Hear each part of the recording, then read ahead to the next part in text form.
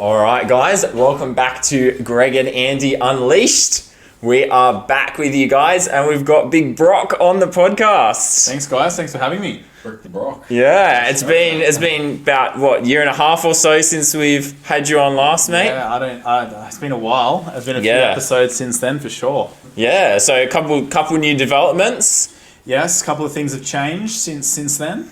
Bro, show us the finger. Come on. Yeah, I don't know if the camera can see that, bro, but it's camera can see it. It's a wedding ring. Yeah. In case Greg wasn't aware. What's the new development, mate? You got married? Yes, it is. Yeah. So married life. How's married life going, Brock? Other than not seeing her for a week, she's on placement. We're okay. It's good. It's good. Wait, I don't think the people know. Wait, were you engaged? I can't remember the last time we had you on. If you were engaged. I can't remember. I think so. I feel like the proposal is like a very You want to go through the proposal? pivotal moment. Yeah. Okay. I want to hear if Brock has we haven't gone through that on the Got potty. juicy We're stuff. gonna know if Brock has the riz, mate. You know? Don't have if I have the riz, okay. bro. So how did I propose to Chloe? She actually finished a shift at work on a Saturday morning. Now, many of you know that she used to work at Zaraffa's, and she would start at 3:45 in the morning and used to go through till it was midday. So halfway through the day. Now, the night before that, we were at youth, and youth group finishes around 8:30, 9 o'clock, and then she was living we were both living in South Logan. She was in Logan home. I was in Eagleby. So I dropped her home, so she would have probably got to sleep around 11 o'clock, and then woke her up at 3:45. So she was obviously feeling amazing that day, and so she finished work. I went and picked her up in her place, and I'd already bought the ring, and I said, hey, we should go do something this afternoon.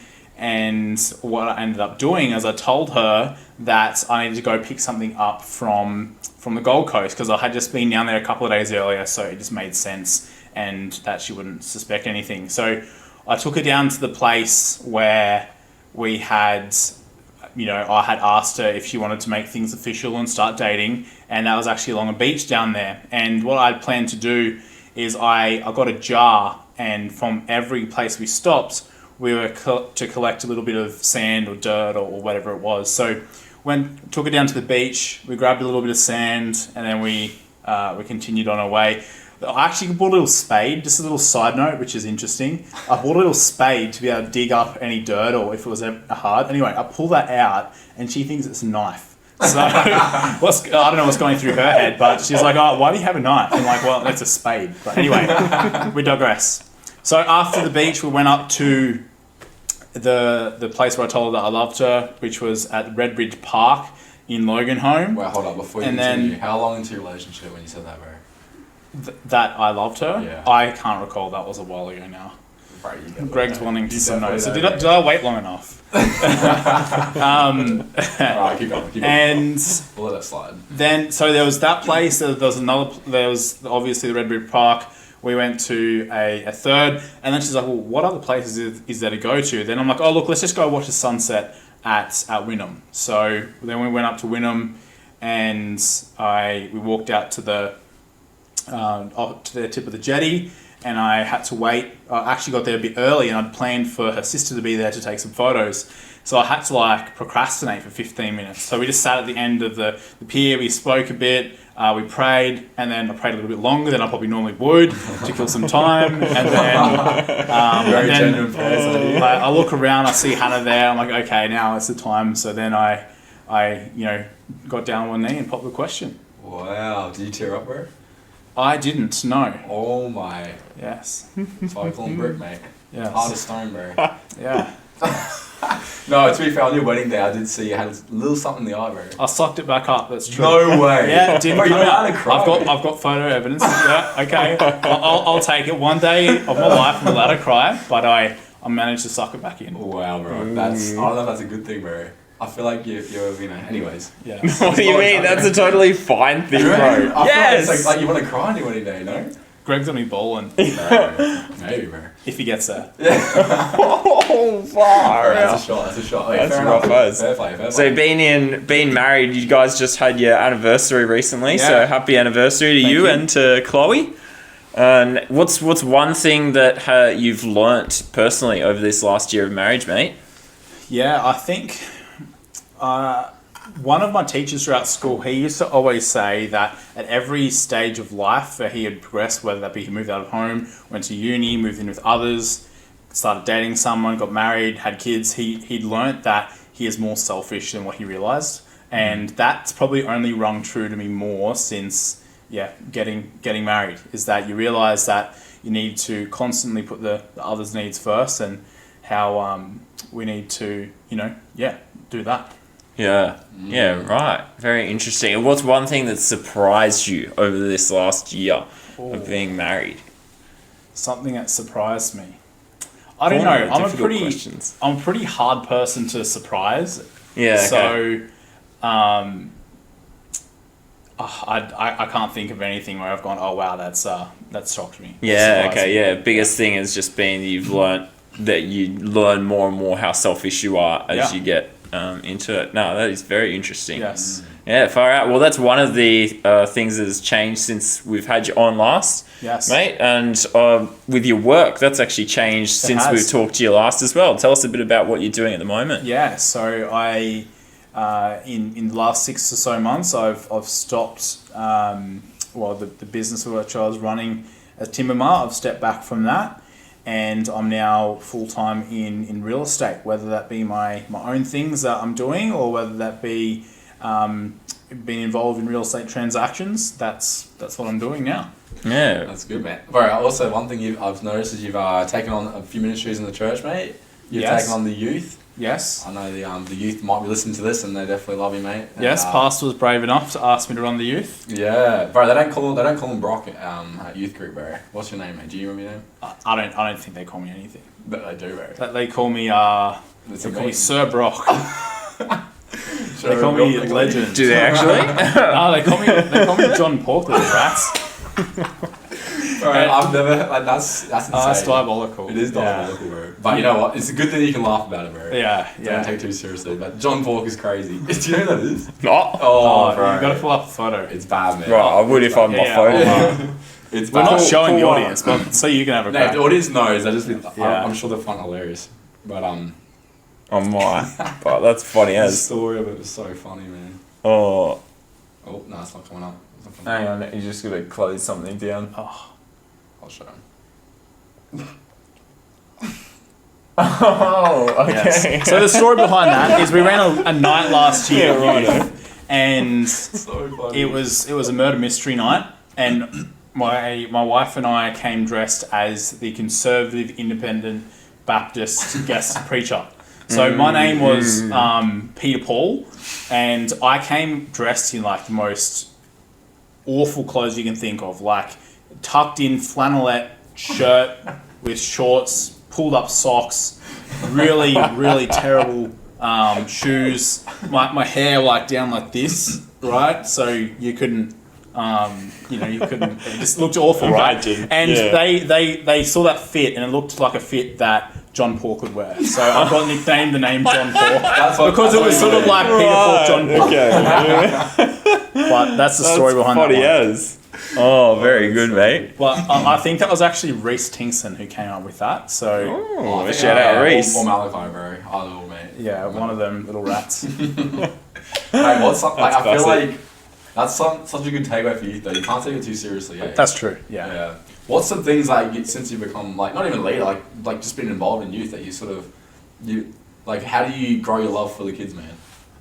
Well, I think in the same way you build a relationship with anyone, or even God, just the more time that you spend with them and do things together, the greater the connection that you get, right? Yeah. So the more time you spend talking, more time you spend listening to them, more time you spend doing activities together, you just you're growing your connection with them. Yeah, that's true, man. I think like I know you're a very goal driven person and you like to have a bit of a vision, bro. So what's your vision for like the youth group? For the youth group? Yeah. Look, ultimately, if we can have the year 12s each year leave and go through the first year and still want to follow the Lord and serve Him, I think we've done our role as a youth group. Yeah, that's true. That's a good point, eh?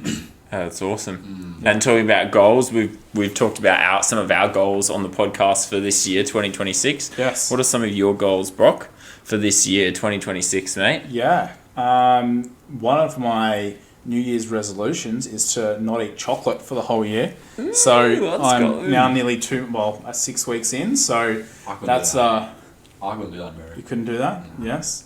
So that's a goal. Sorry, I just have to stop. I love how it's just like, yep, you couldn't do that, and Brock's just like, yep, you can't. I'm tired. No hesitation right there to agree with Greg. That was funny as. Yes. Yeah, continue. Look, I'd like to see the youth group grow spiritually and build some foundations so that we can continue to grow into next year. I'd love to see the youth group get to 100 kids come along regularly by the end of next year. Like, obviously, numbers not a measure of spiritual growth, but I think if you're doing those things right and you've got the right things in the foundation, it'll naturally grow, and God will bless that. So I think that this year, as from a youth group goal perspective, is about building the team to be able to cater for that growth, and then we've had a lot of kids saved in the last 12 months to 18 months, so which is a blessing, but it comes with a lot of very young Christians, and they need to have growth. So implementing some discipleship programs as well to be able to stimulate their growth and knowledge of God. I think that's so important. Like, man, so many people get saved, but then it's the next step after that, because they come from, let's say, like a pretty rough background, or they don't have many Christians in their family, and they get saved, and then it's like, where do they go from there? If they don't have strong discipleship or knowledge of the Bible from that moment, it's sort of just it is a moment, and you can sort of fall back. So definitely something you're right, when God blesses and we have kids get saved, we got to make sure that we don't just stop there. It's true. Yes. Yeah. So look, those are my overarching goals for the year. From a work perspective, I'm working on a couple of things in the background which haven't yet come to fruition. So they might unfold in the next month or so, and then from that it's just that pretty much sums up my goals for the year. Yeah, awesome. And so obviously, as you said, you work in real estate as a real estate agent, and I'm sure there'd be people. I mean, Greg's just got himself a house recently. I'm sure there's people watching or listening to this that would be looking into the market, or are starting to try and save up for a house deposit. What are maybe a couple ideas that you'd give people to help them be able to save up for that house deposit? Look, saving up's a tricky one, because people's life scenarios are all different, but the government schemes out there at the moment allow people to buy a house for relatively not a lot of money. I was talking with a guy today who's buying a house on a 2% deposit scheme. So, to put that into perspective, to buy $1 million house, that's $20,000 you'll need to put in.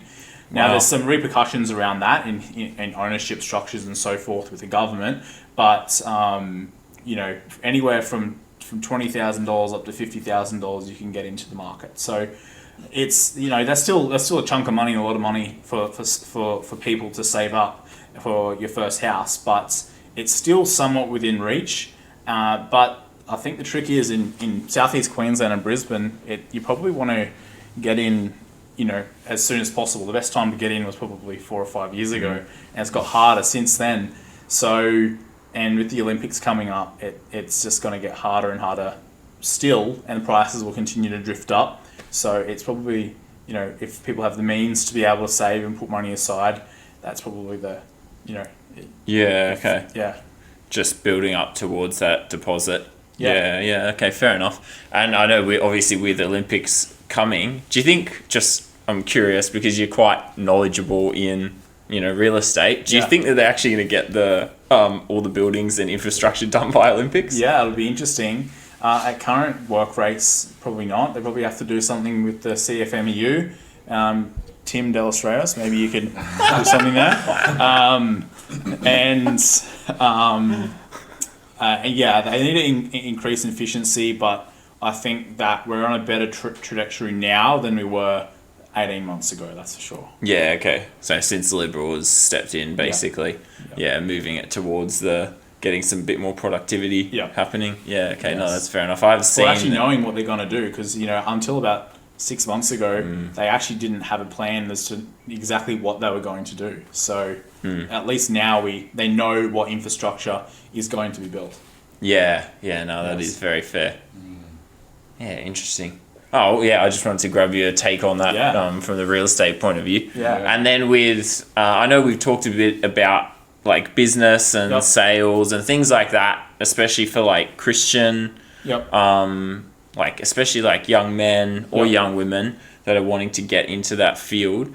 Are you looking to jump back into another business? You just said you've got an out of timber mart, you getting back into another business in the future, or are you just mainly focused on real estate? Yeah, so at the moment I'm just focused on real estate, and look, I'm quite entrepreneurial, so I think it's a natural step for me to go back into business at some point. And the Lord's navigating some paths at the moment into a couple of different options, and when one is made perfectly clear, and I'm confident that that's the Lord's will, that's what I'll jump at. Yeah, okay. And if someone's watching or listening, and let's say they've got, I don't know, between 10 to 30,000 they're saving up, right? Yep. What should they do with that? Oh, that's sorry. What in your just your opinion? Yep. No, obviously there's clearly no financial advice, guys. We do not give out any financial advice, 100%. Yep. But just in your opinion, what is something that you would invest in or do with between 10 to like 20 to 30 grand or something like that? Between 20 to 30 grand. It's hard to get in the property market with that, and I'm pretty like you can go in and buy a use a scheme, the 2% deposit scheme, which will get you in the property for as long as you have the ability to service it, but that won't buy you. That won't buy you much. You either need to use that, or 30 grand you can buy up to around 600,000, which is like a 2-bedroom unit in the outskirts of Brisbane these days. So look, I'd still put it in real estate because you have leverageability. And for those who don't understand what leverageability is, if you go and if you use $30,000 deposit to put towards something, you buy something at 600,000, and you have 10% uplift. The 10% is on the 600,000, not just the 30,000. So in reality, if it grows 10%, it's grown 60,000, which is a 200% return on your initial investment. So I think property is great for that perspective, is because you can leverage the banks, or use the bank's money as leverage to increase your investment. And real estate is, over the last 150 years has been the most stable and reliable investment. So I'd still look for that, and any other investment opportunities I'm just not schooled enough in and haven't done it myself. So, I think, a lot of people have dabbled in a little bit of silver and gold over the last 12 months, and I think that's had its growth and had its time. Some people say that might still be a good investment, but I'm very passionate about real estate, not just because of my job, but also because I see it's generated Australians' wealth for generations. Something you said to me that spoke to me was, you said, when we were driving somewhere once, you liked me, look bro, everything here is owned by someone. And I guess, that's not even that deep, but but my point for that is like, it was a deep moment. We had a real connection. At that time I felt like my mom was a bit blown, like damn, like everything's actually, everything's owned. I feel like so I don't know, my point from that was, I feel dumb right now, but I feel like from that, I just made me realise that, that's true. It's a huge market, that's what I'm saying. Yeah. Like, if there can be a... No, I agree. I've done exactly the same. I saw a quote the other day, and taking a risk is taking action on something that you don't have all the information about. So if you go get all the information that you can about making a decision, then you have mitigated your risk. Now, obviously, there's always some unknowns with everything, right? Like, there's unknowns. Like if you go drive down to Woolworths, there's still a risk or an unknown that someone might drive into you. But in the same way, if you buy property, there's an unknown that if our country goes to war, then like the whole market will collapse. But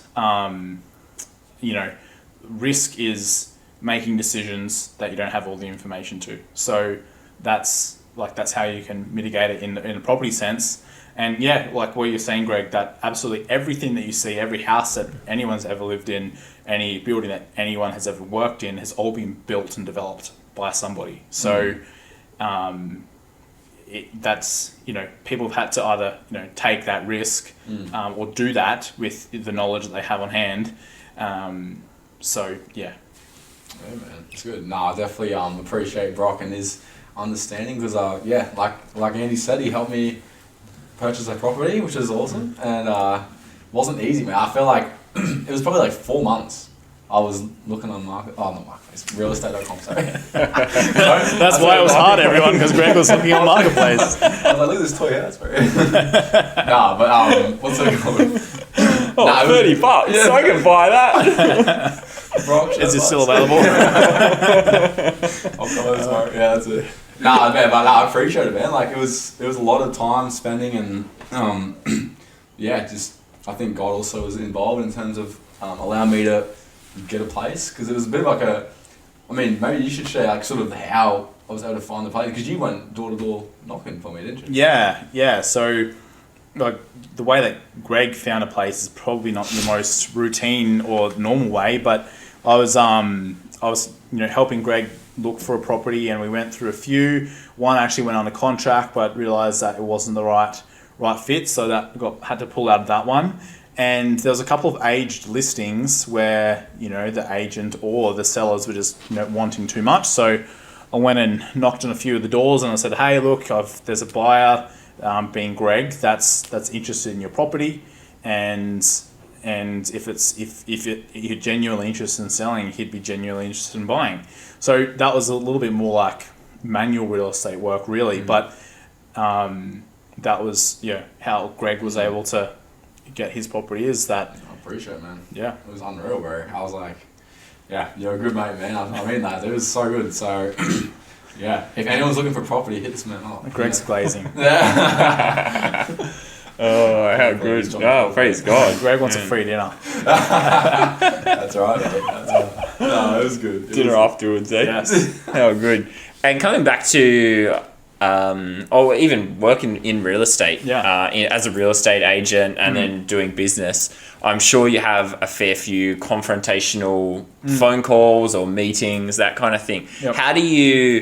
What do you think about to then go from being in that, state to then, let's say, stepping into ministry or like, into family life, to just, going from one state of mind to the next focus? Yeah, it was funny actually. Like the first night of youth this year, I literally at 6:25 I got off a phone call of a buyer who missed out on a property and said he was going to litigate because he was unhappy that he missed out on the property. Well, actually, it wasn't property; it was a business. And then 5 minutes later, I had to turn around and start youth for the year. So when you got off a phone call with, a bit of a confrontational phone call 5 minutes before youth is about to start, what did you think about then? As soon as you realised, I got 5 minutes to just get in the right headspace to be serving the Lord here with youth. Yeah. Look, it was a bit of I'm probably, confrontational phone calls in real estate are, they happen a bit. So like it didn't faze me that much. It probably fazed me more once youth was over. So this being caught up in the moment probably just plowed through, just did what I needed to do.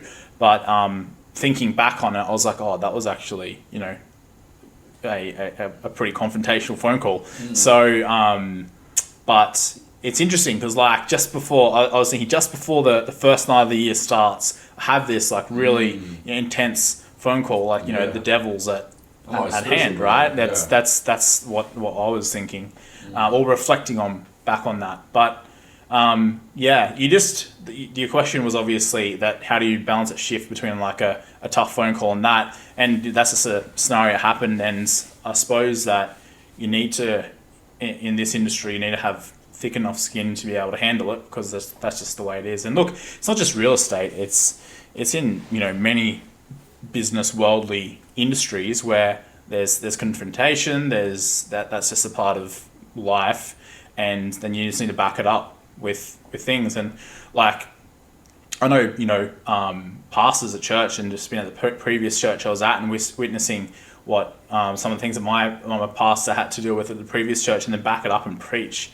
And I always sort of at the back of my head wondered, oh man, how do you preach to these people, especially when you've had like a disagreement with someone like during the week, and then they're in the crowd, and you just have to preach like normal, like everything's okay, right? Yeah. So, but I think that's just a part of life, whether that be in ministry or family. You need to learn how to separate those things, or and really like the more trust you have in God, and just knowing that He's in control of everything, then you can work those things, work through those things. I guess like from what you said, like 5 minutes before you starts, you had that confrontational call. It made me think, how do you manage time? I know you have a lot on your plate. Yeah. And what's some tips on how, if someone has a pretty eventful day, like or life for that matter, not day, like how do you manage it, man? Sometimes well, sometimes not well. And yeah, look, I think just you need to have your priorities, and I think that church is just always a priority for me, and youth, especially now being the leader of it, is that I just have to be there. So those things get priorities. Does that have priority over work for you? Or? It's a different thing, because work is what pays for me and Chloe to live. That's true. So like if it meant that I could no longer work, it wouldn't make sense to do that unless that was that I was able to live another way. But if there's a situation where someone's like, oh, can I do a meeting at this time? I don't feel obligated to go yes, because I've got youth on, or I've got church on. So I just go, look, no, I can't do that time. How about another time? Because in reality, like, if people just have one set time and they can't shift around it, that's very, very rare. Yeah. And usually you can ask people, and look, I'm blessed that in my industry that there's a lot of flexibility to it. So you can do a lot of work remotely. There's a lot of set up and preparation, and then you can just decide when to do that. So yeah, you just need to work your time around it. Obviously, keeping a calendar is important, and having those times that you're unavailable, like with church commitments or other commitments, you have that blocked out, and then this allows you to schedule your time well. Yeah, that's good advice, man. Yeah. No, appreciate that. Yeah, no, that's awesome, man. Oh, well, we appreciate you coming on and having a little bit of a chat. Thank you. It's been good. It's always good to have Brock on, mate. Thanks, Gregos. You're a legend. Yeah, no, surely like a little bit of input, mate. What do you want to say to anyone listening right now, mate? What do I want to say to everyone listening? Tell them, give them some wisdom, bro. Subscribe to Greg and Andy Unleashed. Oh, that's beautiful. That's beautiful. Let's go. All right. We appreciate it. Nah, man. And coming back to the youth and just what God's doing there. Yeah, we're excited to see what God's going to be doing in the youth during this year, and just what He's done in the last year. Yeah. So, man, you're an inspiration to all of us. So we appreciate having you on. Thank you. Legend. All right, guys, it's Greg and Andy Unleashed. We'll catch you on the next one.